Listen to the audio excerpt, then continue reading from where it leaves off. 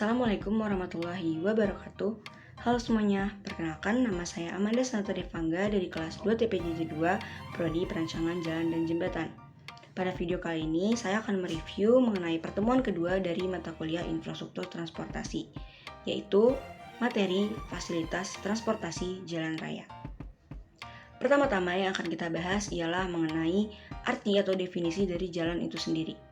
Jalan menurut UU nomor 38 tahun 2004 merupakan prasarana transportasi darat yang meliputi segala bagian jalan, termasuk bangunan pelengkap dan perlengkapannya yang diperuntukkan bagi lalu lintas yang berada pada permukaan tanah, di atas permukaan tanah, di bawah permukaan tanah, dan atau air, serta di atas permukaan air, kecuali jalan kereta api, jalan lori, dan jalan kabel.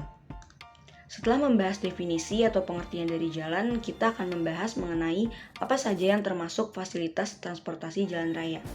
Masih menurut UU nomor 38 tahun 2004, fasilitas transportasi jalan raya dikelompokkan menjadi dua bagian, yakni bangunan pelengkap dan juga perlengkapan. Untuk bangunan pelengkap, ini adalah bangunan yang melekat dan tidak dapat dipisahkan dari badan jalan itu sendiri, seperti jembatan, tempat parkir, gorong-gorong, tembok penahan atas atau tebing, dan juga saluran air. Sedangkan perlengkapan ialah kebalikannya, jadi bangunan yang dapat dibongkar pasang dan dapat dipindahkan dari jalan. Tanpa bangunan ini, jalan masih dapat digunakan. Nah, contoh dari perlengkapan itu ialah seperti rambu-rambu lalu lintas, marka jalan, pagar pengaman lalu lintas, juga lampu lalu lintas.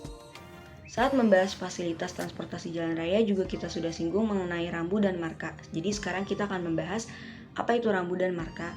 Rambu itu merupakan bagian perlengkapan jalan yang dapat berupa lambang, huruf, angka, kalimat, atau perpaduannya yang berfungsi sebagai perintah, larangan, peringatan, atau petunjuk bagi pengguna jalan. Nah, rambu ini banyak jenis dan juga fungsinya sesuai kegunaan masing-masing. Selain rambu, ada juga marka jalan. Marka jalan ialah suatu tanda yang berada di permukaan jalan atau di atas permukaan jalan. Nah, warna marka jalan ini umumnya adalah putih dan kuning, tetapi masih juga bisa dijumpai warna lain seperti merah atau hijau. Sama seperti rambu, marka jalan ini juga dari warnanya punya fungsi dan kegunaannya masing-masing. Setelah mengetahui marka dan rambu-rambu, kita juga akan membahas mengenai klasifikasi jalan. Nah, klasifikasi jalan berdasarkan klasifikasi teknis PP nomor 43 tahun 1993 dibagi menjadi sebagai berikut. Sedangkan menurut MKJI atau Manual Kapasitas Jalan Indonesia, tipe jalan raya dibagi menjadi dua, yakni jalan perkotaan atau jalan dalam kota dan jalan antar kota atau jalan luar kota. Nah, apa sih perbedaannya? Jalan perkotaan atau dalam kota ini ditandai dengan kegiatan yang padat di kiri kanan jalannya dan ukuran jalannya itu biasanya lebar. Sedangkan jalan antar kota atau jalan luar kota ini ditandai dengan kondisi di kiri kanan jalannya itu dengan kegiatannya yang sedikit atau intensitasnya rendah dan ukuran jalan ini biasanya relatif lebih kecil atau lebih sempit. Kemudian kita juga akan membahas mengenai karakteristik jalan. Karakteristik fisik jalan dibagi dalam dua aspek, yaitu geometrik jalan dan konstruksi perkerasan jalan. Geometrik jalan ini mencakup lengkung horizontal, lengkung vertikal, dan penampang melintang. Sedangkan konstruksi perkerasan jalannya terbagi atas perkerasan model lama yang terdiri dari batu pecah, batu blondos, pasir, dan tanah dasar. Perkerasan ini biasanya ditemukan pada jalan desa. Yang kedua, ada perkerasan modern yang terbagi menjadi perkerasan lentur dan perkerasan kaku. Dan yang ketiga, ada lapis permukaan seperti campuran aspal beton atau konstruksi makadam. Kemudian, pada pertemuan kali ini juga dibahas mengenai manajemen kebutuhan lalu lintas.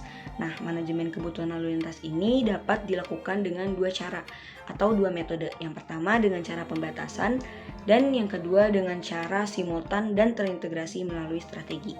Tapi sebenarnya apa sih fungsi dari manajemen kebutuhan lalu lintas ini? Jadi, manajemen kebutuhan lalu lintas ini dibutuhkan untuk meningkatkan efisiensi dan efektivitas penggunaan ruang lalu lintas, juga untuk mengendalikan pergerakan lalu lintas. Sekian review yang dapat saya sampaikan dari pertemuan kedua mengenai fasilitas transportasi jalan raya. Terima kasih. Wassalamualaikum warahmatullahi wabarakatuh.